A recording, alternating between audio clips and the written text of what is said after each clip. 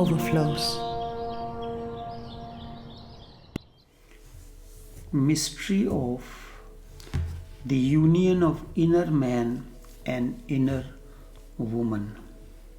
The mystery of the union of inner man and inner woman is the secret of transformation.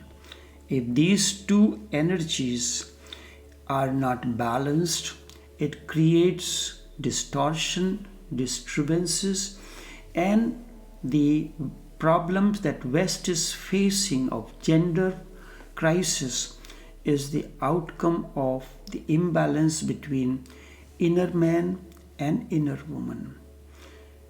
This one has to understand what is inner man and what is inner woman. And once you understand, then you can work easily. For this, the work has to begin on the mind, which acts as a hardware and software both. Understand mind. Remember, human mind moves in cycles. Mind is ego, mind is intellect, mind is the storehouse of the memory, mind is conditioning. The conditioning that comes because of the outside forces. Because of ego and egocentric identities, everybody wants to change the other. Instead of changing the other, change yourself first. Not only everything will change, instead your way of looking at the things will also change. There will be no conflict or confusion within. The light will manifest.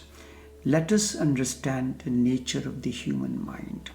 This particular aspect, the union of inner man and inner woman, has made me to speak on various other topics, that is West facing as gender crisis, which is one of the very serious problems, and it happens because of the imbalance between inner man and inner woman.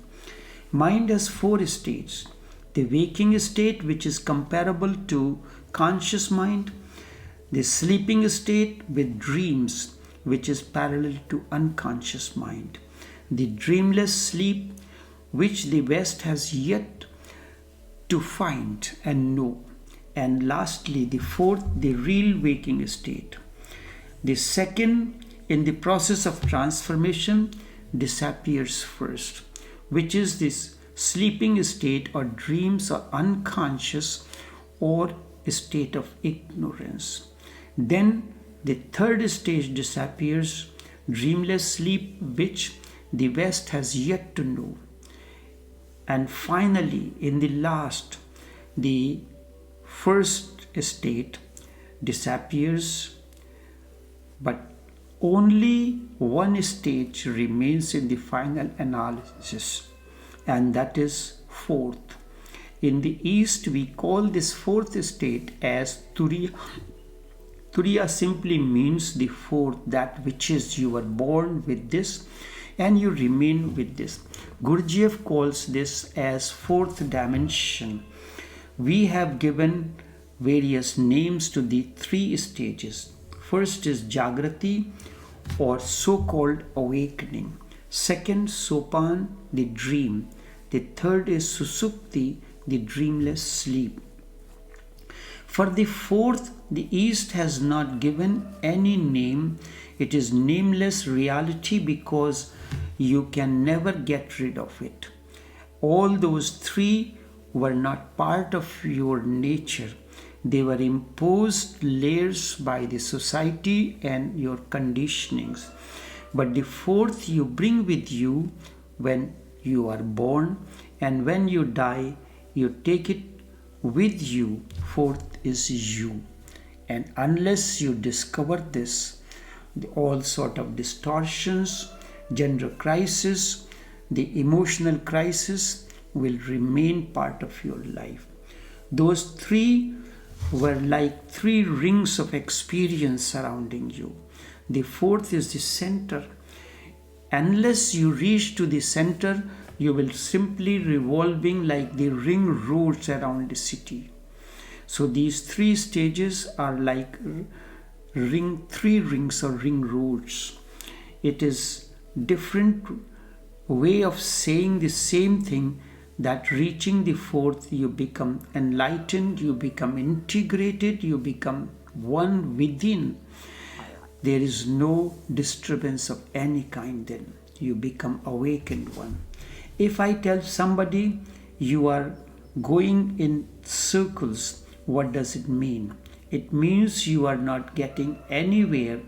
It is the fundamental ethos that once you are attuned to cyclical movements of life, you are not really getting anywhere, but it feels like you are getting somewhere. Today, everyone knows this experience because most of them walk only on treadmills. If an alien watches us riding a stationary bicycle or running on a stationary treadmill, what would he think of us?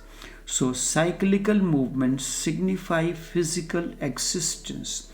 So as far as you have known, sex remains only a cyclical movement, not the inner balance, and this is the cause of the crisis that West is facing. But in reality, sex is much more than the cyclical movement, the physical existence as today.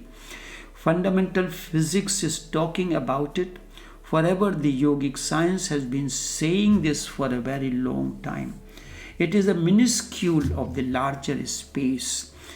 It is some 0.000 some percentage, negligible, all of us together, and the planet and the universe and everything put together. The physical universe is just way below 1% of the cosmic space. You are cosmic space, but you want to live within 1% of the physical space. That is true. Even with the individual atom, even in the individual atom, the substance is way below 1%. So this minuscule is our engagement and cause of distortion and disturbances in life. How I see in my experience, it is only a footprint. We are so engaged with the footprints. For instance, our knowledge of a tiger in the forest is based on the footprints. But the moment tiger roars, seeing you, as your knowledge of footprint is gone, lucky enough, he did not make breakfast out of you. This is what it is. We know sex and all that about the energy, the masculine and the feminine energy as footprints.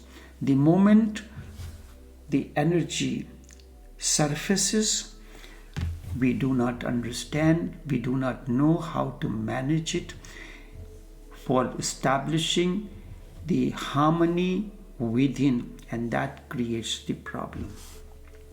Consciousness, the remaining 99%, which is the fourth, when it is the light, when the two energies merge into one another or neutralize one another, then consciousness is born.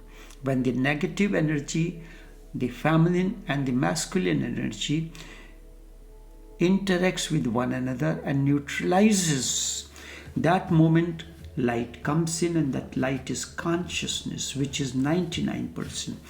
We do not know anything about this 99%. We live only in 1%. Whatever percentage that is there in the atom, that is there in the cosmos, it is consciousness. An atom has captured a minuscule of consciousness.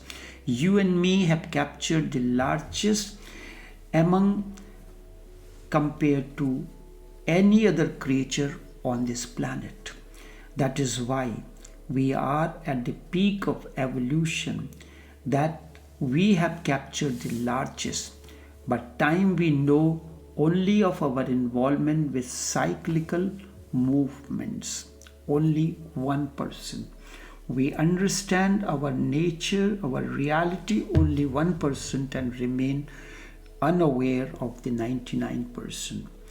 Once there is no cyclical movement, or in the same way, if you get disengaged with the physicality of your existence, when I say physicality, everything that is physical about you is accumulated over a period of time, isn't it so? It is an accumulation of ideas, conditionings, and everything. Your friends encourage you, they confuse you about your own reality, and you have to face the situation. Now, everything that is mental about you is also accumulated. The content I am talking about, the framework may be there, but the content is all accumulated. Whatsoever you know about yourself is accumulated, is because of the conditionings, because of the society, because of the influences that you are susceptible to. What you accumulate cannot be you. You have accumulated many things, but they are yours. You have gathered it. You have collected it within you.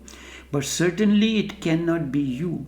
So once there is a little disengagement with the physicality of what you have gathered, suddenly there is no sense of time or space.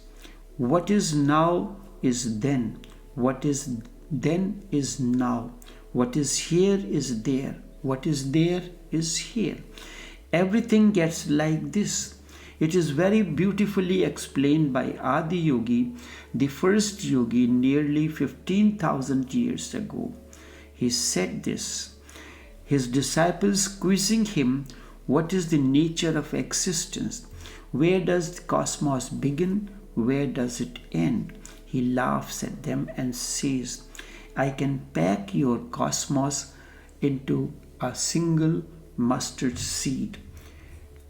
Tao. Human body is a vehicle through which you can take seekers to various dimensions. It can happen when you know this vehicle well, and also you know how to use it. Love, hate, and lust, etc. are various gears to move the vehicle. So too, various parts of the body are the instruments to help the seekers in the process of transformation, such as deep Tantra understanding that only awakened one can use these wisely. Blessings and enough for now.